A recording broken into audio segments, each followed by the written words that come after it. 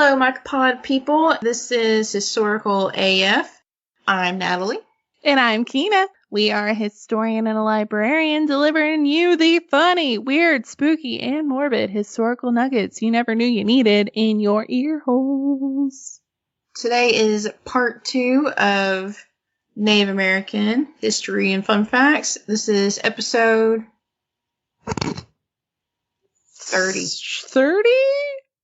I think it is. Holy shit. 30? That's like a milestone or something, right?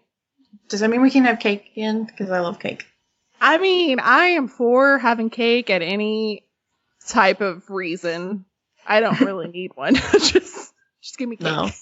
So how are you? I'm doing good. Just trying to make it through life. Same. Mainly because just so much. There's always work to do. My house is a mess, and is it getting done? No. But have I painted? Yes. Have I watched a lot of Netflix? Also, yes. And have I finished 4 books? Yes. Oh, that's impressive. Yes. And well, yes, it is. It's not. They're audio. I paint while I listen. No, but it still counts. I love audiobooks. I mean, it's just really good stories, and I read on my lunch break. So some of it's read, some of it's listened, and it's fun. And they're really good. I finished this trilogy, and now I'm kind of sad and kind of relieved, and I don't know what to do with my life now, but it's okay. I hate that like post-series depression. Where you're like, what do I do now? You get so invested in a series, and then the last one hits, and you're like, oh. No.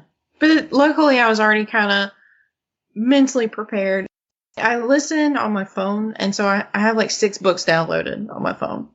And so I went through the trilogy, and now I have this other series already prepped and ready to go. Oh, okay. That makes it a little So I'm already better. kind of like, all right, my next one picked out. Let's go. If I don't have one picked out, then I'm just lost. Yeah. I can see that. And how have you been? How was your day? Good. Talked about how I was really excited for Dia de los Muertos, now living in South Texas. And the Riverwalk, they had like sugar skulls that were created by different artists. Oh, and they're like cool. all over the Riverwalk. And they're so cool, but they're like human size, enormous. And then they also had altars set up everywhere with the candles and the photos and stuff. Yeah, that a friend does. It was really cool. And then there's a cemetery close to me, and they had all the candles and the flowers, and people were partying. It was really cool. So I really like being in a place so rich in a culture. Mm-hmm. Just like, show me your culture. I need to know. Yeah, it's been really fun. And yeah, I think that's pretty. I've also been arting. I've been trying to wood burn some coasters and stuff and do more like podcasty art, but we'll see how that goes. Yeah, I think that's what my goal for my ornaments, trying to paint and make little 4-set ornaments or something. I hate making them though. Like, I mean, to paint on a sphere is really awful. It's hard. On a sphere. Mm-hmm. It's so hard. Can't really rest your hand, and then you got to like mount it maybe, or just, I don't know, it's fucking terrible. But they turn out pretty though, so I'm like, well, the end result is nice, but I'm just pissed off during it. Yeah, and we both have on our website, historicalafpodcast.wordpress.com, we have a art studio tab where you can check out both of our art, and then we have stuff up there for sale. So, or you can commission things. Yeah, so feel free to ask any questions. Either it can be what it is, what it's made out of, like Kyna said, commission something, whatever you like. Or I know with my stuff, and I'm sure with yours too, like if you see something you like and you want it personalized, like, oh, I like that, but can you add my name to it or add some sort of embellishment? That's totally fine. Feel free to ask and message. Yeah, my stuff's more like wine holders, cutting boards, coasters, glasses. And then Natalie's more like paintings and flowers and magnets. It's a hodgepodge. Like everything. pretty much. I mean, it's both of us. It's like this. It's like someone just threw up Michaels in a very artsy, perfect way. It's true. For you, for y'all to enjoy. Yeah. That's a great You're way welcome. to put it. Well, yeah, with your wood burning and now your glass etching, and then now I'm doing stained glass in my paintings. And now I'm going to even do journals, like memory journals and book covers. Oh, those are really cool. Bought really cool journals, and I have all kinds of neat stuff to make the cover personalized, and like maps and old mixed media material. So I'm pretty excited about jumping into that next. Oh, that's really cool. I love those. My sister used to make really cool ones a long time ago. I really love it. Before we jump into it, I wanted to add that we still have the Flick app chat thingamajig, but it doesn't seem to be very popular. So we have a Facebook group now. It's a secret group, so if you write on it, nobody else sees it unless you're in the group. So you can share things, make friends, talk to us, all that good stuff. Send us your stories, ask us questions. And that's a historical AF, and we call it a speakeasy because, this whole 1920s roaring thing that we got going on. But anyway, find us, join that. And then also our merch site, we have a new design. We call it the Luciano, and it's I'm a classy bitch, and it's got some like moonshine and wine. Yep, you're welcome. Yes. But also our merch site, Spreadshirt, just started coming out with cropped hoodies and fanny packs, and they're coming out with new stuff all the time, so you should definitely check that out. And that's shop.spreadshirt.com/historicalafpod. I really love cropped sweatshirts. I think they're so cute, and I'm really excited to get one. I can't put them all. But it's okay. I probably can't either. I'm just like, I'll just wear that to the gym. Like I go to the gym. With my gimpy foot. Ugh. Which I got my shit off. I don't have a boot or stitches anymore. I'll add that to my week. But, like, I haven't moved my foot at all since I had surgery. So it's like 3 weeks. So now my foot has to move, and it's like, fuck you. So I have no range of motion. It doesn't go. It's fun. It's fine. At least it's moving, though. Like, at least I know it's not floppy. So that's fine. I had no ligament. Now I have a ligament, and I'm like, whoa, this is weird, but this is what it's supposed to feel like, I think. So, it's great. I'm just picturing, like, phantom ligaments, like... And, let's get started. All right, you want to jump into Native American? Part 2! It made me think VH1, like, part duh. So, yeah, I'm gonna jump on in. And I'm going to make y'all super sad. Kind of like the Sati.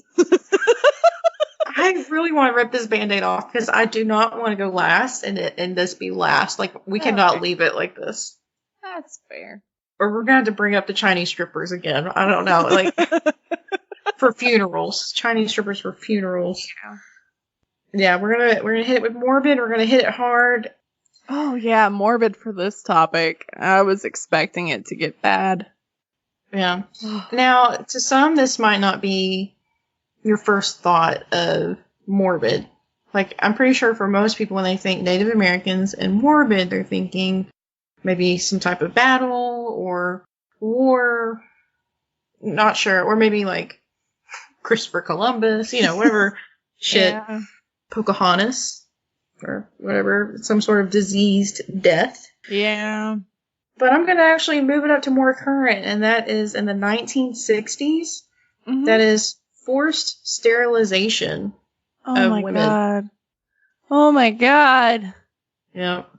Oh god. This one makes me... 60s? Yeah.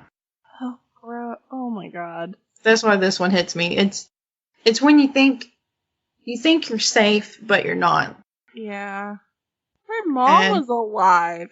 Exactly. Like, so these people are still alive. Mm. All right, let's jump in. So, forced sterilization of thousands of women from 1960, like in the 1960s to 1976. Oh my god. Yep. And most of these were not consented.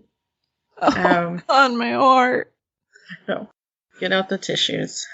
People would go in for a simple procedure, and they'd come out being sterilized, basically.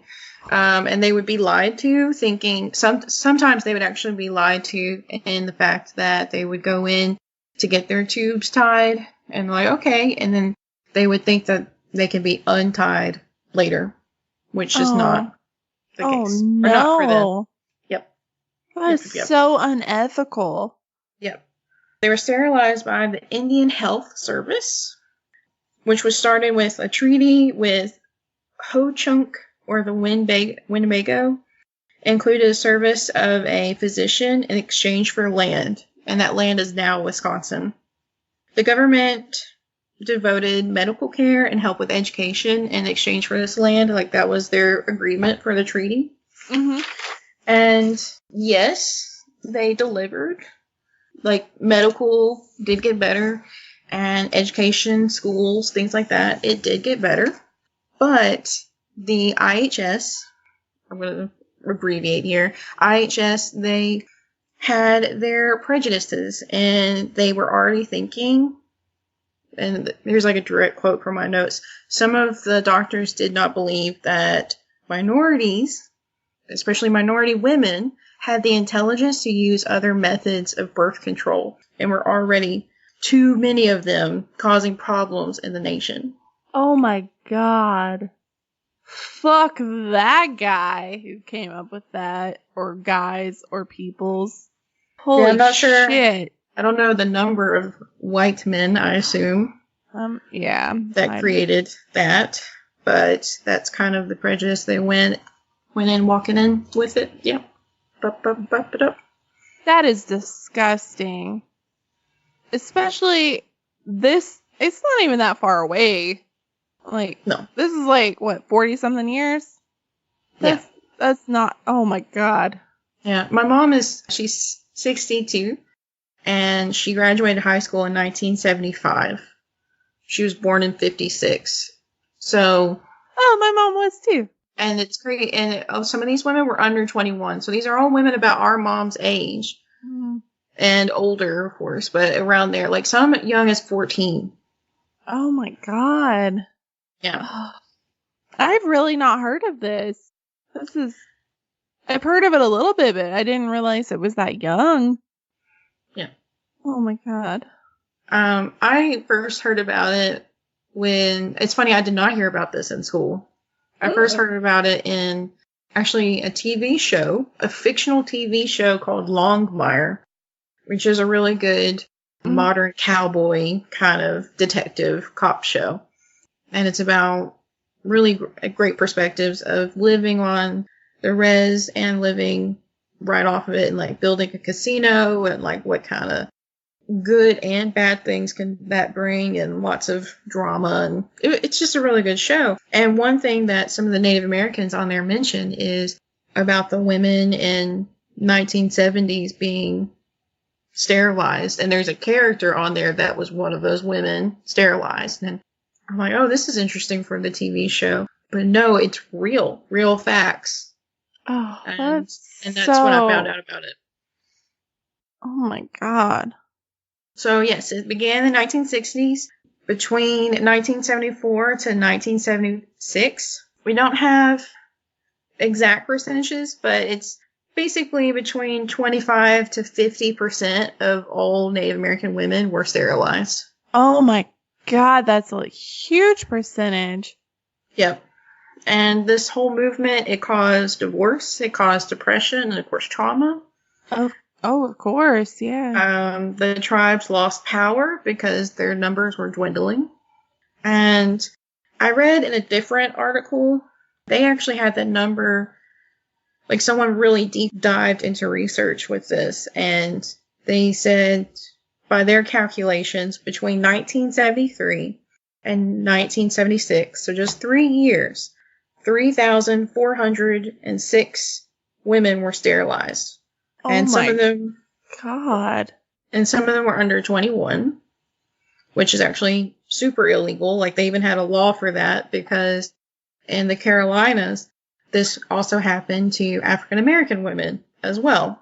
In 1974, that's when they created this law, and it was supposed to ban this forced sterilization. But secretly, it was still happening to the Native Americans.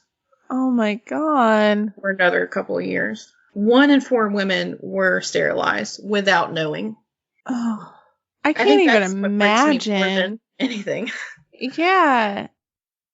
How to feel so violated and so just betrayed by this country. Jesus Christ. Yeah. And they could go into the doctor's office for as little as a rash, and they would say they would need something, and ended up putting them under some sort of anesthesia. Next thing you know, they can't have children.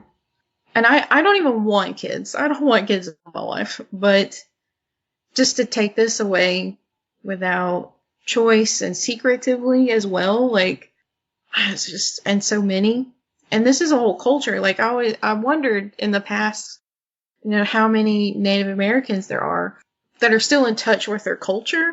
It's one thing if you're some percentage of Native American, or you're mostly Native American, but I always wondered, like, what percentage. And this explains why there's not as many people, why that culture's not thriving. And there is a movie, actually, came out in 2018 called Ama. It's AMA. And it is pretty much a documentary of women that this happened to. Women didn't actually want to be on it.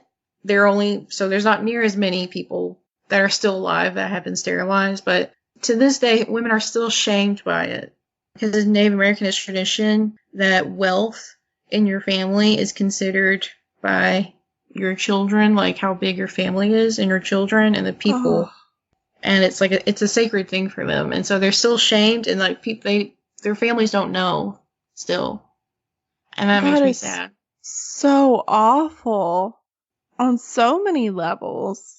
To like betray somebody and do something that awful without them knowing, violating them, taking away something without their consent. Oh, this is some Nazi shit. That's what they did in Nazi Germany, was sterilize people without their consent. Like, this is, to think that this was happening. Yeah. Oh my God. And they tried to actually single out full-blooded Native Americans too. Oh, that is. So, like, if they could hit another blow, like, they just knock them down one more peg. Like, I can't even. Have they not suffered enough? I mean, honestly, between let's just make all their food sources extinct, give them smallpox blankets, let's, round them up. Like, we've already, as a country, done the worst things imaginable to these tribes, and then we're going to do this to them. This is... So, no, this is what's the worst imaginable. Yeah. And also, why the women? Why not men getting vasectomies? I guess that's another thing about, why is it always the women? And, like, in one of the quotes, I didn't write it down in my notes, but in one of the quotes it said they felt like they were doing the right thing. Because they had a 22-year-old with 6 kids. And they were saying, like, does she not know how to control her sexual needs? Oh my God. And I get that, yes, she's 22, but that does not give them the right to do that. No, none of that is right without consent. But this just breaks my heart, though. I also feel like a lot of this is our culture, but in their culture, having more kids is more significant. Like, their entire existence is based on... Isn't it easier? I don't know what medical was like in the 60s and 70s, but I know now it is easier to have to do a vasectomy versus getting your tubes tied. Yeah. It's a lot. And then it is reversible. Yeah, dudes don't even have to be put under to have a vasectomy. Women have to be completely sedated, and it's a full-blown surgery. Yeah. But yeah, men aren't even... So why weren't they doing the vasectomies on the men? And so then it really could be reversible later. Yeah. You probably answered your own question. Just like, because it's men. Yeah. I mean, especially with Native American, like, they might have seen Native American men as maybe men, but the way they viewed women in the 60s, and then you throw Native American in there, they probably didn't even view them as, you probably didn't even see it as an issue. Well, it's just kind of like in our mini gab where David asked what frustrates us in history, like what do we see commonly happen, and I said people hate women. This is actually what I was thinking about. Yeah. Because even take the right to vote in the U.S. And when it was only white men, all right, then let's allow African American black men to vote, okay? And it still took years for the women.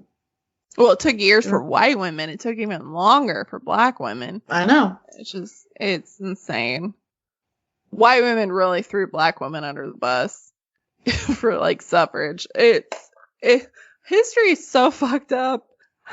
I'm like, why are we laughing. doing this? We should pick a different theme or podcast. I'm like nervous laughing because it's so terrible. But yeah. Oh, it's so. Women are always getting the short end of the stick. We were property until 100 years ago. Yeah. Put that in context. And people still think it is a property. It just depends where you are. Yeah. Man, that was a downer. You weren't lying. I know. No, and I wanted to get rid of that.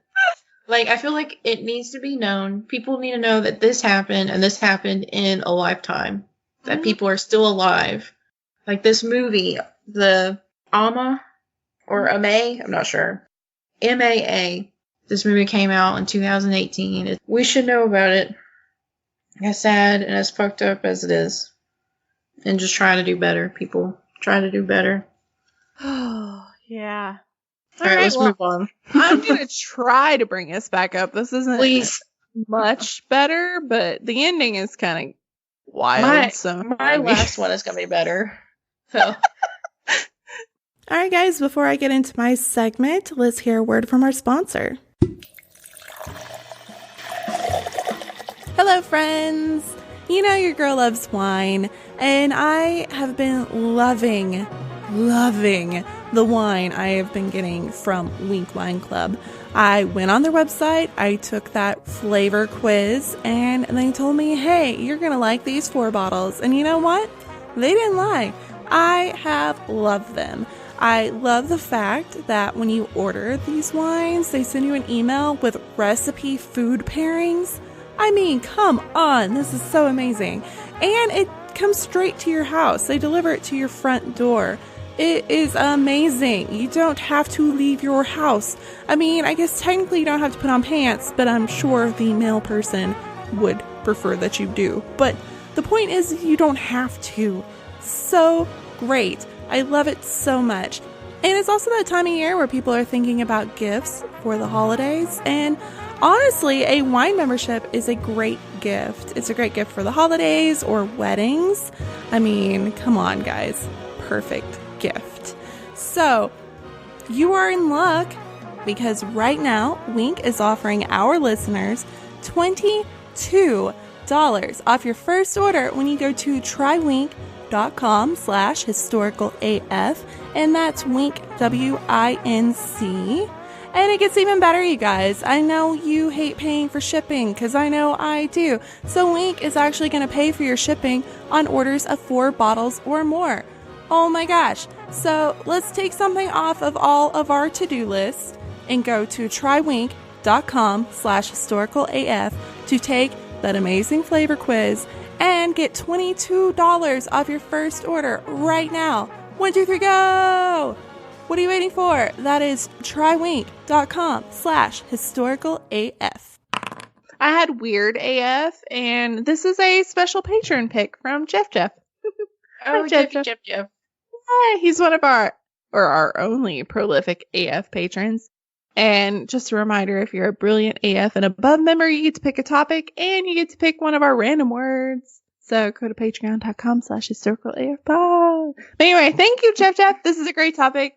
He wrote us saying that his dad is from Ohio and he used to tell him stories about this famous figure named, drumroll please, Tecumseh. So Tecumseh was born in a Shawnee village of Pequot, Ohio on March 1768 during a majestic-as-fuck meteor shower. This whole event gave him the baller nickname as the Shooting Star or the Celestial Panther lying in wait. How's that for a nickname? That's pretty legit. It sounds long. It does sound long. He came to age during the height of the French and Indian War, and in 1774, his father was killed at the Battle of Point Pleasant during the Lord Dunmore's War. This had a lasting effect on him, and he vowed to become a warrior like his father. Planting that seed. Tecumseh indeed grew to be a famous warrior, and he was also known as a dynamic orator. Ooh, fancy words. These skills, paired with his beliefs that the white man would never rest until all American Indians were evicted, made him an extremely powerful and influential force. He took part in a series of raids of Kentucky and Tennessee frontier settlements in 1780s and emerged as a prominent chief by the 1800s. He conceived of an alliance of all remaining native people from Canada to the Gulf of Mexico. Just think about that. Basically the span of the entire United States.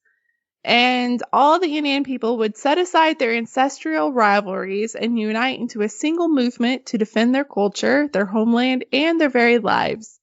So, I think I mentioned last week that every single tribe had a different belief. They were all separate. None of them were really connected. But this is the first time somebody came up being like, hey, we all have to unite. Because if we're not a single tribe, we're not going to win here. So this is a very big thing, and it's weird AF because I didn't know about a lot of this, so I feel really ashamed. Tecumseh believed that the land did not belong to a single tribe. In reality, no one owned the land except for the Master of Life, the Shawnee's principal god. Tecumseh believed that the only way that the American Indians could transfer land to the Americans was if every single tribe agreed to it. So his other thought is that if they were ever going to make an agreement with the Americans, is that they had to be a single unit. So he wanted to force the Americans to deal with all the tribes in unison. Separately, the individual tribes didn't have much power. Together, he hoped they would be a major deterrent to white expansion. Tecumseh explained his views in a letter to William Henry Harrison in 1810. The only way to stop this evil, and then in a bracket it says white settlement of Indians' land, is for all the red men to unite in claiming a common and equal right to the land as it was at first, and should be now, for it never was divided, but belongs to all. Sell the country, why not sell the air, the clouds, and the great sea, as well as the earth? Did not the Great Spirit, Master of Life, make them all to use for his children? So that's the quote. So, pretty smart. He's like, you're gonna sell our land, you're gonna sell the clouds too? Like, you fucking own everything now, white people? Like, yeah. He's very sassy, and I really like it. So this whole idea became Tecumseh's Confederation. So, if you ever heard about the Indian Confederations, this is one of them. Providing spiritual guidance was his brother, known as Tenskwatawa, who was also known, he was also known as the Open Door or the Prophet. In 1808, the Shawnee brothers established a new capital on the banks of the Wabash and the Tippecanoe rivers, known as Prophetstown. And then Tecumseh traveled extensively during this time in an effort to build his alliance. In November 1811, while Tecumseh was in the South attempting to recruit the Creeks into his confederacy, the U.S. forces marched against Prophetstown. In the subsequent Battle of the Tippecanoe, they defeated the Prophet, burned the settlement, and destroyed all the Indians' food supplies. Such a dick move. Rude.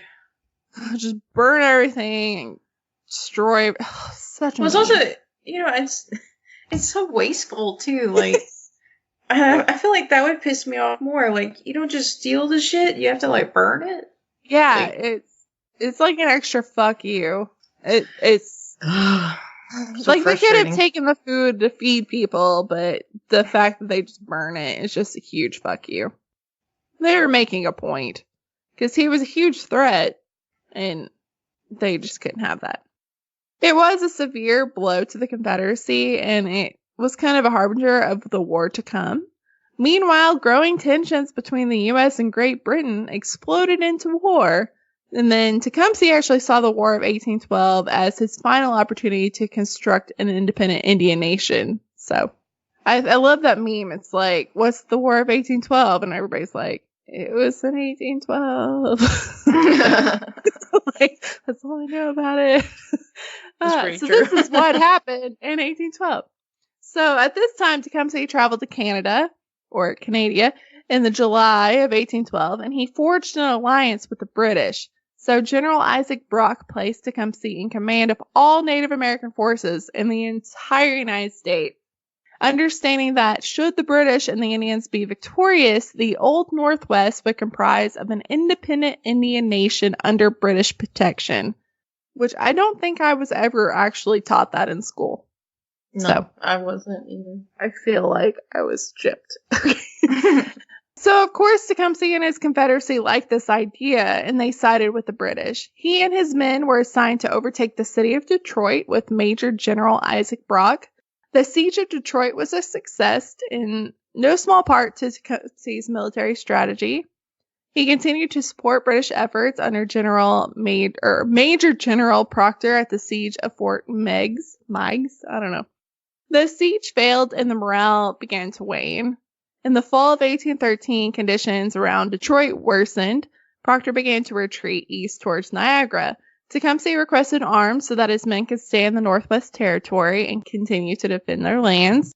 Proctor agreed, and then they made a stand at the fork of the Thames River. However, when the forces reached this site, communications began to break down and some men deserted while others continued east. When the Americans attacked, large sections of the forces broke, leaving about 500 American Indians to hold back 3,000 Americans. This was not good. Doesn't sound like it. Tecumseh was fatally wounded in this battle. It's unknown who exactly killed him or what happened to his remains. His death began a rapid decline in the American Indian resistance, and the War of 1812 marked as the beginning of the removal of the Upper Midwest. Within 35 years of his death, many native nations east of the Mississippi River were forcibly relocated, which is one of the sad things of our country. I know everybody knows the Trail of Tears, but Jesus Christ, it's really sad. I know my great-great-great-grandmother was on the Trail of Tears. She was a Cherokee from Virginia, and then she ran away in the Ozarks. A lot of Native Americans ran away in the Ozarks because they couldn't find you. Lots of places to hide up there in the middle of nowhere. This is really depressing. I'm going to get to the funny in a little bit. Oh, God. Okay, so today, Tecumseh is still revered for his intelligence, leadership, and military skills, and he's honored throughout North America. After his death, a considerable mythology developed about him, and he became an American folk hero. Like I said, no record actually exists of the location of his grave, but Ken Kinsley of the University of Cincinnati, which is an archaeologist, he said, in quote, "For indigenous people and the Shawnee in particular, what's important is for the dead to make the journey, or allowing the body to decompose, creating nutrients in the soil, and thus allowing a cycle of life continue."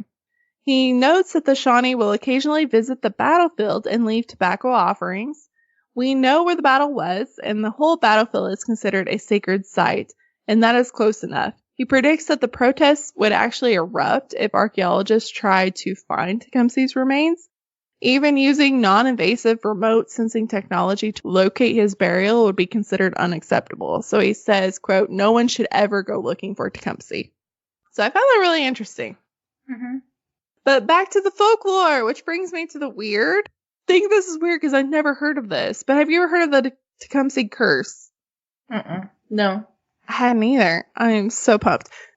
Okay, the Battle of Thames was short, but had long-lasting effects for students of the presidential folklore and believers of superstition. When Harrison's troops attacked him on October 5th, 1813, a colonel named Richard Mentor Johnson charged into the Indian force and in the midst of battle killed the Shawnee chief. Johnson was wounded 5 times and the men of his cavalry regiment suffered the heaviest losses, but Johnson became a big political hero as his commander, General Harrison. In 1836, merely on the strength of the belief that he personally killed Tecumseh, Richard Mentor Johnson was elected vice president of the United States. And like I said earlier, nobody knows who fucking killed this guy, but these people are taking credit, and then that sprang them into the political sphere, and they actually gained office based on this belief that they actually killed him. So, fuck that guy. Anyway, 4 years later... In other words. Yeah. It was William Henry Harrison's turn to win office. Old Tippecanoe. It was his campaign, the Battle of Tippecanoe that we talked about. Mm-hmm. Because that was one of his biggest triumphs. Unbeknownst to the man soon to become the 9th president of the United States was a curse that was rumored to have been placed on the occupants of the White House, beginning with Harrison. Dun, dun, dun. Whether it was truly an Indian curse, in quotes, placed on Harrison and his successors by Tecumseh, or simply a superstition that was somehow realized, the curse lasted 140 years and even then almost claimed another victim, which makes it an extraordinarily odd historical coincidence. The curse is simple. Beginning with Harrison's election in 1840, every president elected in a year ending with 0 would die in office. This prophecy indeed began with Harrison in 1840 and continued to come to fruition every 20 years until the late 20th century. As you will see now. 1840. William Henry Harrison. To this day, William Henry Harrison is one of the oldest men ever elected to the presidency. When he took office on March 4th, 1841, he was 68 years old and suffering from a bad cold. He's also noticed as having the longest inauguration speech ever, and he did it in the rain, which wasn't great with a cold, because exactly a month later, on April 4th, 1841, he died of pneumonia, and he was the first president to die in office, and the first victim of the Tecumseh curse. Bum, bum, bum. Bum, bum, bum. Next, 1860, so 20 years later, Abraham Lincoln. We all know what happened with Abraham Lincoln. Yeah. John Wilkes Booth shows up, shoots him on the back of the head. He dies later. So he died the next morning in April 15th, 1865. So the curse is the year they're inaugurated, not the year they die. At this point, I was like, 1865? That's not a 0, but I figured it out. Okay, next one. 1880, James Garfield. Just 4 months later, Garfield was fighting for his life after being shot in Washington, D.C., in a train station. He hung on for life for 80 days, but infections caused by poking and prodding of doctors and their unsterilized instruments Gross. caused him to die. Oh. I'm sure we're going to talk about this in future episodes, but this is really gross. They were like sticking their fingers and shit in there, and they were like not washing their hands. Like, what the fuck, people? Wait, does anyone have Purell? I need Purell, please. Exactly. 1900, William McKinley. He was shot by an anarchist as he shook hands at the Buffalo Pan American Exposition. So, he did. 1920, Warren G. Harding. On the evening of August 2nd, 1923, Harding died in a San Francisco hotel room. Beyond that, the details of this death remain murky for decades amidst rumors of scandal and even worse. So I did a lot of research, and I want to do this, but everything from the scandal is from his wife poisoned him to he had a heart attack. So there's a lot of theories, but it's really interesting. Anyway, 1940, FDR. So FDR was posing for a portrait while resting in his vacation home when he was joined by a woman painting the portrait. And then he said, "I have a terrific headache." And then he slumped over, and then he did. He had a cerebral hemorrhage at the age of 63. He's also the longest reigning president because he had 3 terms. The more you know. Rainbow. 1960, John F. Kennedy. The first president born in the 20th century wasn't able to escape the curse. At just 46 years old, JFK was brutally assassinated in front of the world while sitting next to his wife during a motorcade in Dallas, Texas. I actually went there a couple of months ago. It was wild. So, like, they have X's on the street at, like, where the first shot and second shot were, and you can see, like, the building. It's just wild. But, according to these people, this actually brought the end of the cycle of presidents dying every 20 years. There's no actual explanation why it would end with Kennedy, but here we go. In 1980, the 20-year-old curse was big enough of an issue that the President Jimmy Carter, which, God bless that man, was asked by a voter in Ohio whether he was worried about the odd coincidence that if he ran for re-election, if he would die. Carter responded, quote, "I'm not afraid. If I knew it was going to happen, I would go ahead and be president and do the best I could until the last day I could." And I honestly believe that, because that man fell, busted his face open, and then the next day he was building a house for Habitat for Humanity. And then, like, the next day he broke his pelvis or something, so he has to take a break. But the effort was solid, though. I know, but, like, the guy's constantly in the hospital, like, with shit, and then the next day he's building a house for poor people. Such a cool dude. 10 out of 10. Recommend. Jimmy Carter. Anyway. Jimmy Carter did not win that election, actually. He lost to Ronald Reagan.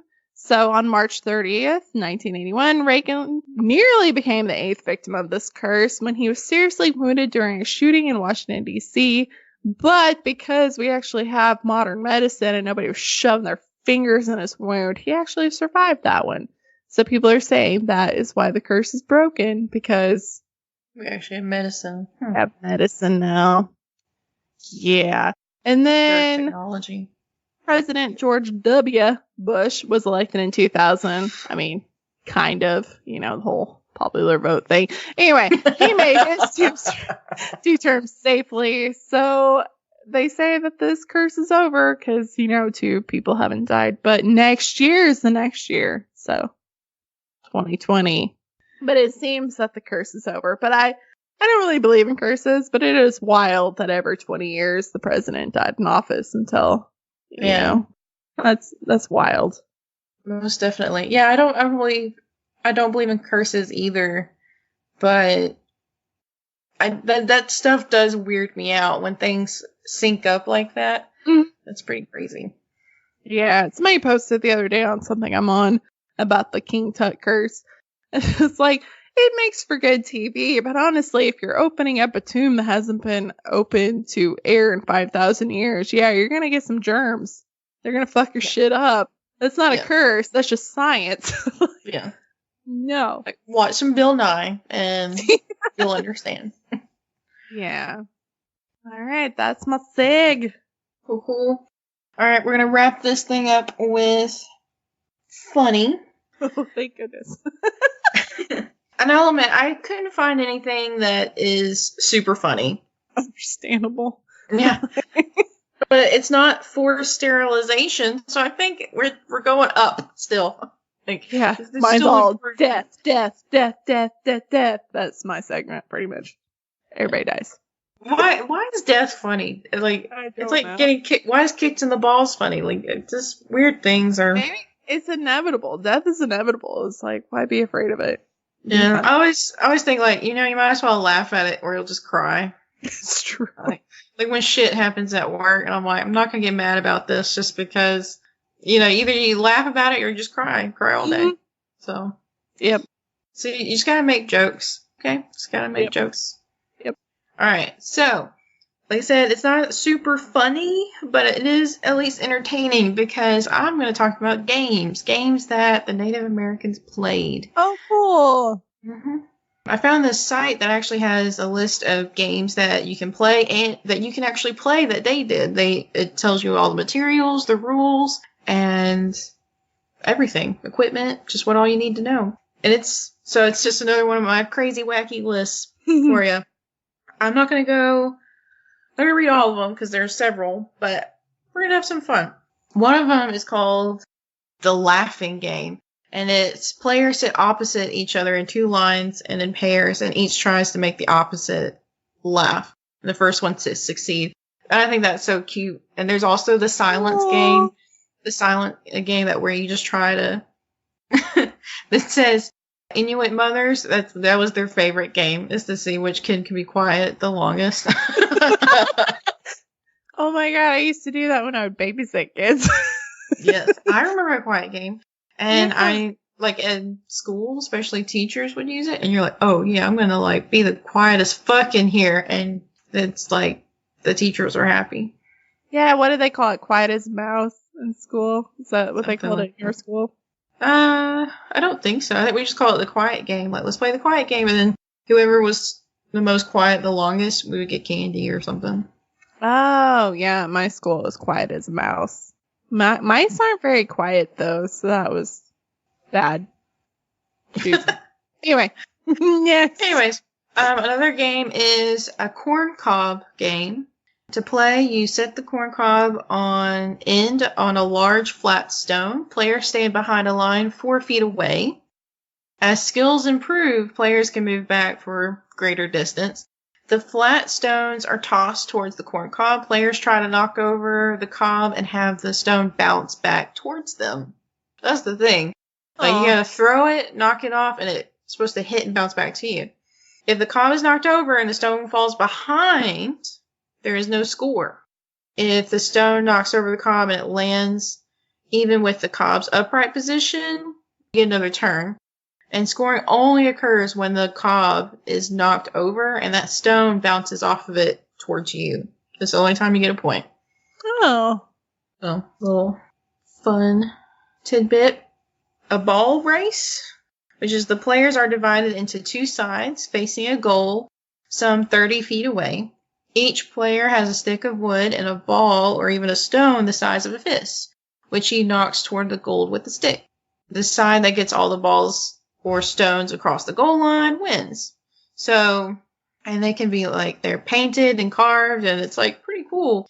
And there's another article with this, very similar. In some cultures, some tribes, there is a game called Shinny. Shinny. Shinny. Mm-hmm. And they would have a buckskin ball, and they would pass it up and down a field with curved sticks, and they would whack it into the other team's goal. Do you have any idea what kind that would be? So we have a curved stick, a ball, and a field, and you're having to use that stick to push and toss the ball back and forth towards a goal. Any guess on the game? Or a sport that we have today? I mean, soccer, right? Well, because you're not using your feet, you're using a stick. It's field hockey. Oh, okay. Yep. And then during the winter, they would play it on ice. So I was hockey. thinking I was envisioning a giant ball. No, I think more smaller. more like softball size. Okay. That's really cool. So that's how we have hockey today, though, is the Native Americans. I think that's really neat. I assume it doesn't say field hockey, but I'm pretty sure, like, hello, field hockey. And I just think that's neat. That's actually where hockey comes from. That is really from cool. there. And of course, ring toss. I think it's funny that they had ring toss too. There is the bear race, which is players line up behind a starting line. At a signal, they begin to run, imitating a bear's shuffling gait. Place left hand and right foot forward at the same time, and the first over the finish line wins, or at least with the best imitation of a bear may win. Oh, I love that. I think that's so cool. Grr. I'm a bear. Sure. That sounds totally accurate. I would totally win. Yay. Another really cool one, the last one I'm going to read, and it's the running game. I think this one is fun because players line up. I guess the racing games are our favorite. Maybe because I can't run and I wish I could. That could be why. Yeah. But players line up starting, and they take a deep breath. So deep breath, And they run as far as they can while yelling loudly. Oh, I love that too. And when a player runs out of breath, he or she must stop and stand still. And so the player that's running with the greatest distance wins. So I guess that's cool. it's probably to practice like their war cry or something. I don't know. But you're supposed to run as fast as you can while yelling. And as soon as you run out of breath, you stop. So whoever can go farthest wins. That's a sport band nerds would be good at, because you got that like breath control, you know? Oh yeah, that would be crazy. I was just picturing like it'd be like also just the one sound, like it would just be a steady track. Oh, those are so fun. They are, and they're cute games. And to think that to picture kids playing this a long time ago is nice. Aw, yay. Ending on a wholesome note. Yes. Much better. And it is kind of funny to imagine. It's always fun to imagine kids running around like bears and just yelling. And and imagine me running is pretty funny too. Like, that's never going to happen. Never gonna happen. And that's only like the tip of the iceberg. This list is pretty long. There are several other games, but those are ones I would want to play. Those are so cute. Mm-hmm. Aw. I want to play the bear game. Sure. Rawr. Oh my gosh. All right, guys. We have a shout out this week for Marissa. Ooh, hello. Thank you. She is our new majestic as fuck. I was like, a what? No. As fuck patron. So we're really excited. She's the one that when I was squealing about somebody modeling our merch on Instagram, that was her. Yeah, I think she already started following my personal Instagram too, which is very nice of her. Like, thank you. Yeah. Oh, she's been so sweet and been commenting. And I had if you listen to our mini gab, my panic about my puppy, I tweeted my personal account and she's like, you got this. It's going to be okay. He's going to be okay. I was like, thank you. So it's like full on meltdown because I was like, I got to record an episode after this. I'm going to cry. And they're like, you got this. You can do it. Lo and behold, it's not because of your dog. It's because of sterilization. It's true. It is true. But then we bounce back after presidential deaths and then... Yeah, right before I started recording, I like shoved some pain pills in his mouth. I'm like, here's some peanut butter, you'll be fine. But Zeke texted and was like, he's in bed. He's like, I picked him up, he's fine. But yeah, oh my god, can't. But I am so glad she joined us. Thank you for being majestic. Yes, thank you. She's been so lovely and just...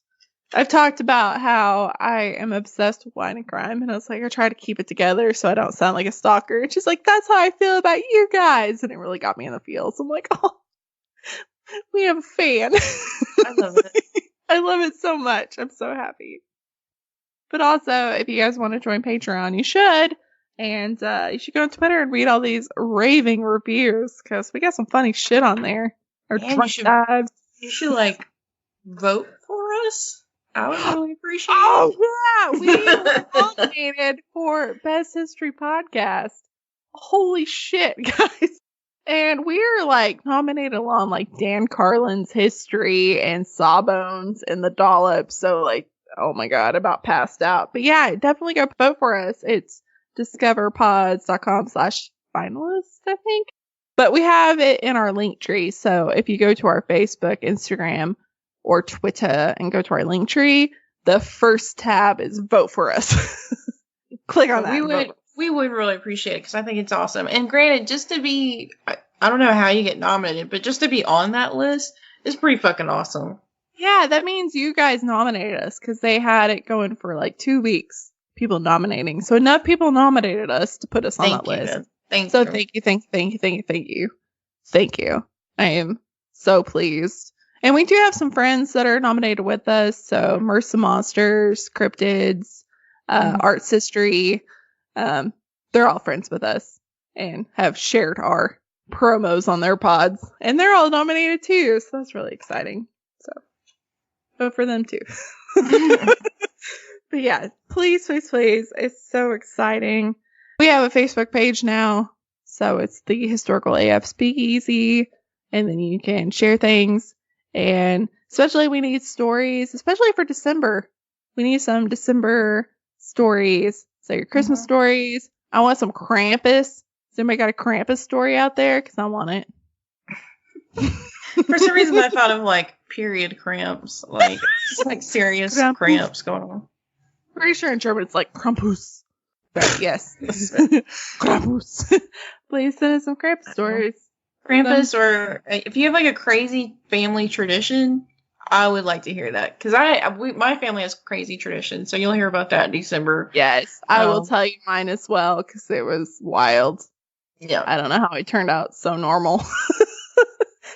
My dad was a character, so yeah. But yeah, we'll share our Christmas. I think tradition. we pass like. But yeah, definitely everybody email us your Christmas traditions if you have any historical or true crime or morbid or whatever. Anything you want to share. Yes. We're easy. Our December extra. We are so excited. We need lots of listeners. So that's historicalafpod@gmail.com. No. Boom. Right now. Unless you're driving, then when pull over. Also, the December extra AF is our birthday week. So both of ours. Yeah. So if you have a birthday story. Yeah, so if you have a birthday story, send that too. Because we're both the first week of December this year. Mm-hmm. Yeah. And I don't want to age anymore. I'm done. I mean, I'm going to be 35, so I'm literally mid-30s, and I don't know how I feel about it. I know. Mom says I have Peter Pan syndrome. I mean, even when I was 5 years old, I told my mom I didn't want to grow up. Even when I was teeny tiny, I'm I was aware that when you become a grown up, you have to do shit. I was aware as a child that this happened. So I try to appreciate time. Yeah. And I just I hate that another year has already passed. Anyways, that was a bunch of nonsense for you. In other words, vote for us, and thank you, patrons. And is our person Marissa,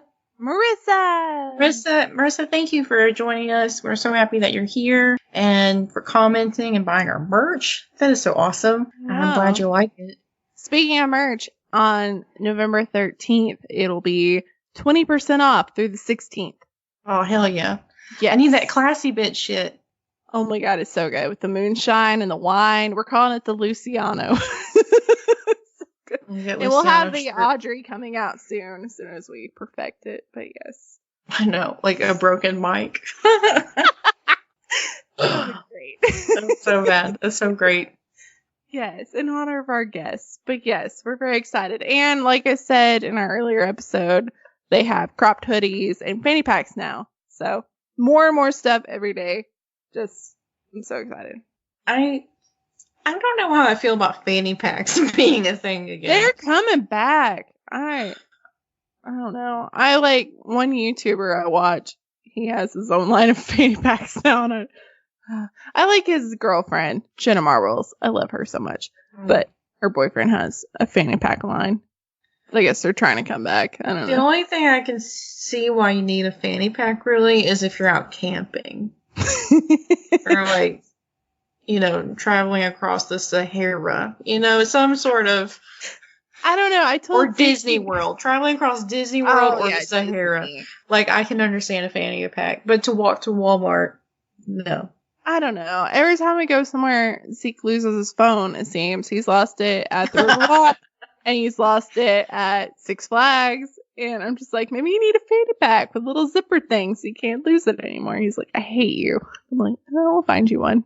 I'll get him a whole historical AF fanny pack so then he can represent us and then not lose his phone. Because I'm the one that has to call people and find his goddamn phone. Which is priceless. And I think, yes, he should be branded. And we should just put all kinds of merch on him. Well, the first time he lost it, I kept texting, and I finally was like, I'll give you a reward if you'll give me the phone back. And then I immediately got a text back. And he was like, God damn it. And then I got his phone back. And then the 6 Flags, he was like, no, they'll never find my phone, blah, blah, blah. And then they did. And I'm like, optimism wins. Found it. But yeah, moral of the story is you should keep up with your cell phones. So I guess buy a historical as fuck fanny pack. Come and see you. Can't lose it in a roller coaster.